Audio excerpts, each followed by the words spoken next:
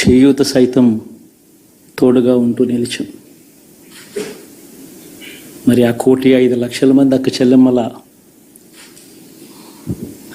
ప్రేమాభిమానాలు ఏమయ్యాయో తెలియవు.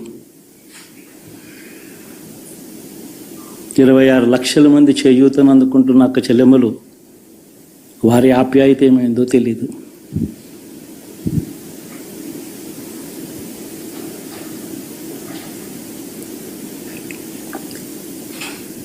పిల్లల చదువుల కోసం ఏ తల్లి ఏ తండ్రి ఇబ్బంది పడకూడదు అని మొట్టమొదటిసారిగా పూర్తి ఫీజులు ఇస్తూ తీసుకొచ్చి అందగా నిలిచాం. చదువుల్లో ఎప్పుడూ చూడని మార్పులు తీసుకొచ్చాం. దాదాపుగా 12 లక్షల మందికి సంవత్సరానికి మంచి జరిగిస్తూ ఆ పిల్లలు ఆ తల్లుల అభిమానం ఏమైందో కూడా తెలియదు.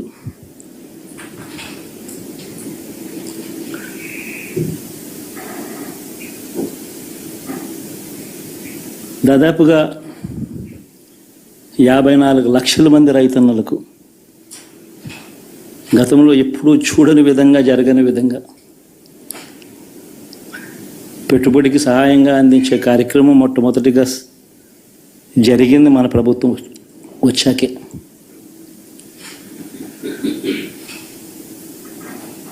మరి అంతగా రైతన్నలకు తోడుగా ఉంటూ రైతన్నలకు రైతు భరోసా ఇవ్వడం కానీ, సమయానికే వారికి ఇన్పుట్ సబ్సిడీ ఎప్పుడు జరగని విధంగా సీజన్ ముగిసేలోగానే ఇచ్చే కార్యక్రమం కానీ, ఉచిత ఇన్సూరెన్స్ కానీ, పగటిపూట 9 గంటలు ఇచ్చే కార్యక్రమం కానీ, ఉచిత విద్యుత్ ఇచ్చే కార్యక్రమం కానీ, మరి 1/2 కోటి మంది రైతన్నల ప్రేమ ఏమైందో తెలియదు.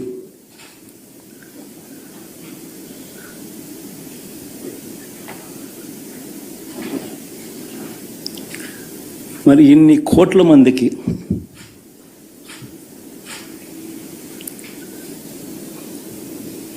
పేదవాడికి తోడుగా ఉంటూ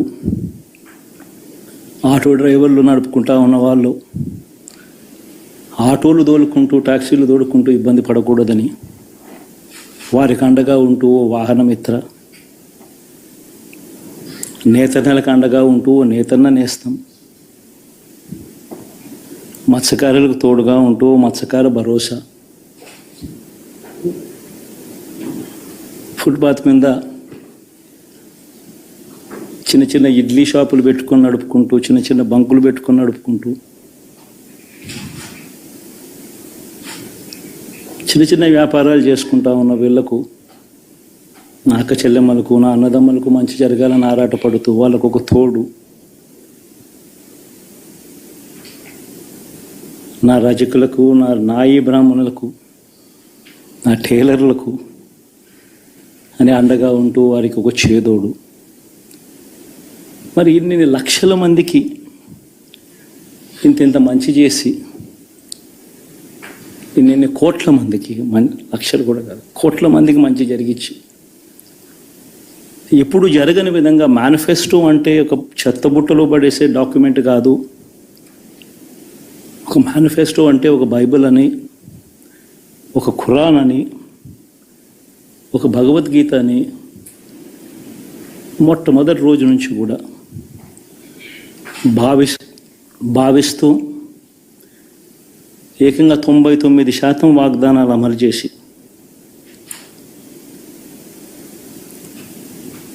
అంతే చిత్తశుద్ధితో ఆ మేనిఫెస్టోను కూడా అక్క చెల్లెమ్మల ఇంట్లోకి తీసుకొని వెళ్ళి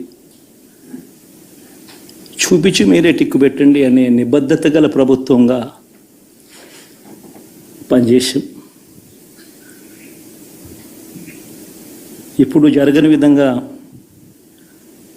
పిల్లల చదువులు, పేదరికం పోవాలి అని అంటే పిల్లల చదువులకు క్వాలిటీ ఎడ్యుకేషన్ అవసరం అని మొట్టమొదటిసారిగా ఇంగ్లీష్ మీడియంను వ్యతిరేకిస్తున్న వాళ్ళందరూ పెత్తందారులతో యుద్ధం చేసి సైతం పిల్లలకి ఇంగ్లీష్ మీడియం తీసుకొని రావడమే కాకుండా టోఫుల్, ఐబీ లాంటి కళలు కూడా కలం.